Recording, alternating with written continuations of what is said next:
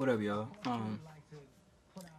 Chilling, man. You know, and something told me earlier to go on that piff.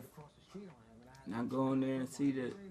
Shout out to my girl, not my girl, but you know, one of my favorite female rappers, Bebe Hare. You know, shout out to her. She dropped a mixtape today entitled Every Damn Monday. So basically, she was putting out all these freestyles and shit like that.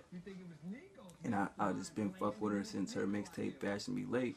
And every time, like, you know what I'm saying, she would post a new freestyle, you know what I mean, she at me in it or whatever. And I thought it was dope. So I'm looking at this shit like, okay, she dropped commas. Well, today is Tuesday, so she dropped it Monday. So she dropped the commas freestyle, and I'm like, oh shit, I gotta check this out. So I'll go on that piff and see what's good, see if anything else dropped. And I'm like, yo, she dropped a mixtape. And so I look at this shit, I'm like, oh shit, you know, this is dope. You know, I thought it was gonna be a full body of work, which it is, but it's all freestyle. So I still was like, fucking, I don't care. Let me click on it, make sure it's official. You know how sometimes that piff would just do a sponsor joint, but you know what I mean? It's official mixtape hosted by Bootleg Kev. She got beats on there from everybody. I mean, she got Wiz, the Sleeves. That's kind of dated. A lot of these joints is like from weeks and weeks and weeks. You know what I mean? And I was always wondering, like, damn, why wouldn't she put out just a whole project of just freestyles, which she finally did. So I definitely fuck with that. You know what I mean? So shout out to her. But the sleeve started off, you know, Wiz beat. Her bars was crazy. You know what I mean? She spoke on her critics, her rap skills, her mixtape, you know, the Fashionably Late joint, how people perceived her after that, etc., etc. She killed that shit all day. You know what I mean? Kanye beat.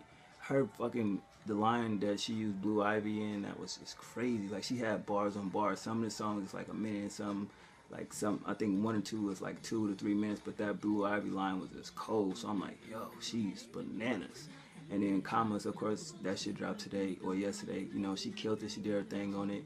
You know what I mean? It was kind of like, I was listening to it and like, yo, not everybody can get on this beat and just do their thing to it. Because when Wayne did this shit, I was like, yo, that shit crazy. But she did her thing on it. She killed that shit. To me, I listened to that shit like 10 times before I even knew the mixtape was out. Just going on YouTube, listen to the video. Because it's a video for the, I think it's a video for the joint Commas, if I'm correct.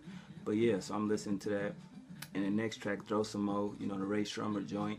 Crazy bars on that record. Lituation, that's the Fab joint.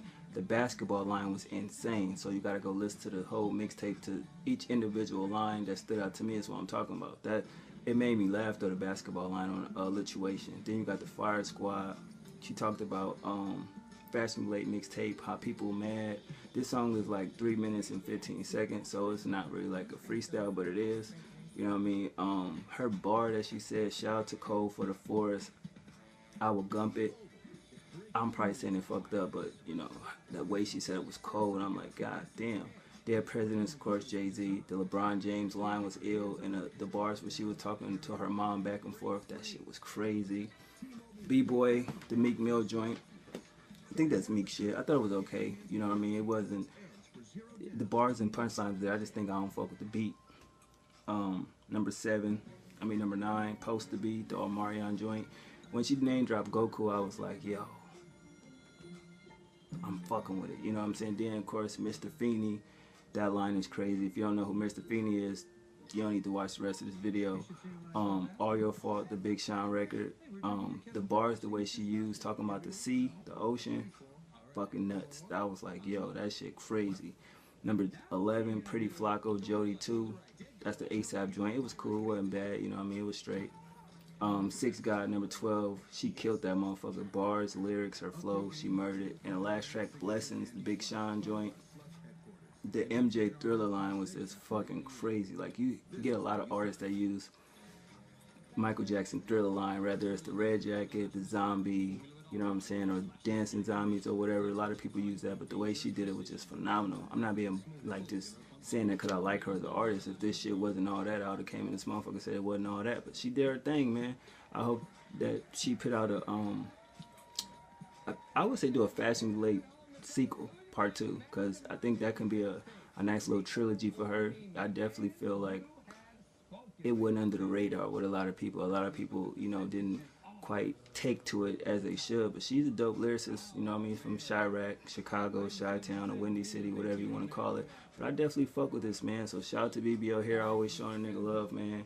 As long as you keep putting out the music, I'm going to be a supporter, you know what I'm saying? I wish it was some shit that's on iTunes. I need to go check to see if I can, you know, support her in that way as well. Other than that, y'all let me know what y'all think about it if y'all heard it. If y'all ain't up on BBO Hare, man, y'all niggas slipping.